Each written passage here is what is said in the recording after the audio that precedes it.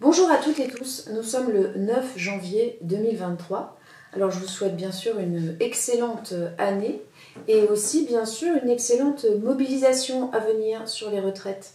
Parce que je crois que l'enjeu est là et vous le savez toutes et tous. Alors demain, Elisabeth Borne va nous présenter sa réforme de la retraite, du système des retraites.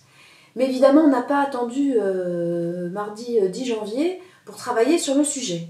On s'y est mis ici à l'Assemblée nationale depuis déjà de longs mois, depuis la rentrée bien entendu, où tous les mardis matins, lors de l'intergroupe NUPES, on fait un point de situation là-dessus. Et notre premier combat, qu'on a gagné quand même, c'était d'éviter que cette réforme nous soit imposée comme un coup de force, un immense coup de force, par un amendement au projet de loi de finances de la sécurité sociale. Donc nous aurons un débat à l'Assemblée nationale, j'espère, digne de ce nom. En septembre dernier, le Conseil d'orientation des retraites, qui existe quand même depuis maintenant de longues années et qui suit très minutieusement, pas à pas, avec des simulations construites sur différents paramètres, avec différents scénarios, etc. Le Conseil d'orientation des retraites est extrêmement clair. Et je vais vous le citer. Il dit quoi ? Les résultats de ce rapport, donc celui de septembre 2022, ce qui vient de sortir, ne valident pas le bien fondé des discours qui mettent en avant l'idée d'une dynamique non contrôlée des dépenses de retraite. Donc on le voit, quand on regarde, en fait quand on prend le temps de regarder, il n'y a pas de problème insurmontable qui ferait qu'il faudrait absolument là, maintenant, tout de suite, dans l'état, à la sortie de la crise sanitaire, dans un état d'inflation plus, dans un moment de montée de la pauvreté dans notre pays, dans un moment où le travail est de plus en plus lié à la précarité, enfin dans un moment où il y a une crise climatique énormissime à surmonter, il n'y a rien qui nous dit qu'il faut faire ça maintenant, rien. Dernier élément. Si jamais, imaginons, il y avait une espérance de vie qui augmentait d'1 an, est-ce qu'il serait vraiment juste? Est-ce que ce serait vraiment notre projet de société? Est-ce que les gens adhéreraient à l'idée selon laquelle cette année, intégralement, irait aux entreprises, irait à la production? Donc en fait, cette idée n'a pas de sens, elle est complètement infondée et elle se base sur une moyenne, comme si nos vies étaient faites de moyennes. Mais nos vies sont différentes. Qu'on soit cadre, qu'on soit en situation d'avoir fait le choix de son métier, ou qu'on fasse un métier pénible, ou qu'on fasse un métier qui use nos corps, ou qu'on fasse un métier qu'on subit, qu'on n'a pas choisi. Alors pourquoi veulent-ils absolument, tiennent-ils mordicus à cette réforme des retraites? C'est parce qu'ils sont certainement un peu torturés par une idéologie qui est l'idéologie libérale, et torturés aussi par ce qu'ils supposent être des exigences européennes sur la question des prélèvements obligatoires et de la dette et de la dépense publique.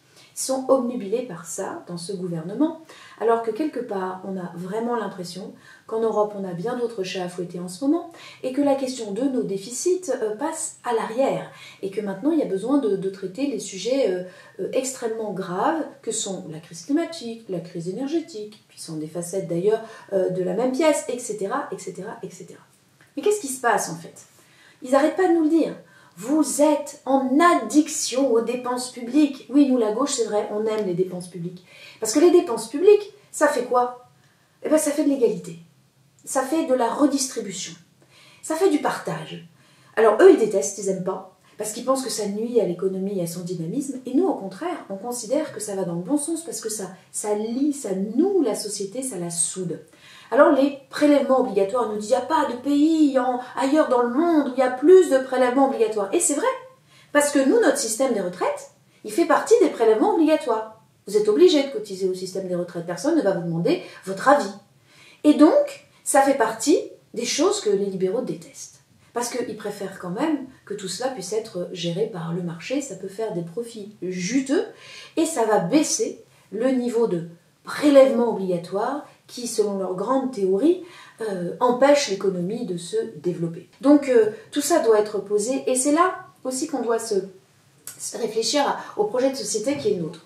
On parlera dans d'autres vidéos de sujets comme la pénibilité, de sujets plus précis, plus pointus, mais ce que je voudrais vous livrer un peu en conclusion de cette petite vidéo, c'est de se dire qu'il faut certainement qu'on combatte très fort très dur contre cette réforme des retraites qui, comme je vous l'ai dit, est absolument injuste dans son fondement et qui est inutile si on prend les objectifs réels que nous devrions nous poser ensemble.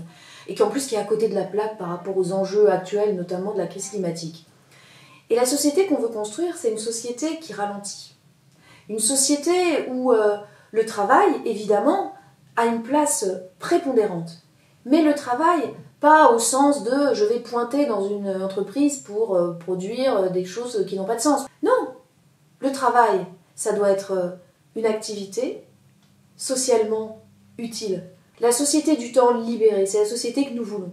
Il y en a assez de cette société où on nous dit il faut produire plus. Mais c'est cette course effrénée à la production et à la consommation, toujours plus, toujours plus, toujours plus, qui nous a conduit à l'impasse climatique dans laquelle nous sommes aujourd'hui.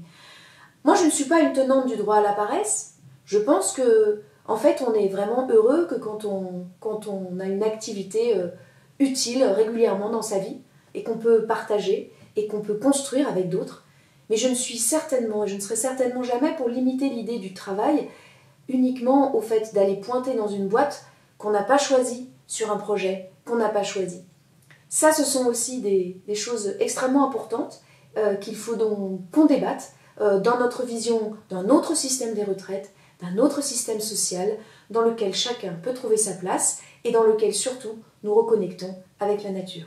Alors je vous dis à bientôt, j'essaierai de recommencer cet exercice pour décortiquer cette réforme et vous expliquer comment on travaille. Ici c'est mon bureau à l'Assemblée nationale, je vais filer en séance parce que j'ai une intervention à y faire, mais on se retrouve peut-être dans les jours qui viennent pour décortiquer point par point le projet du gouvernement et notre projet de société en face.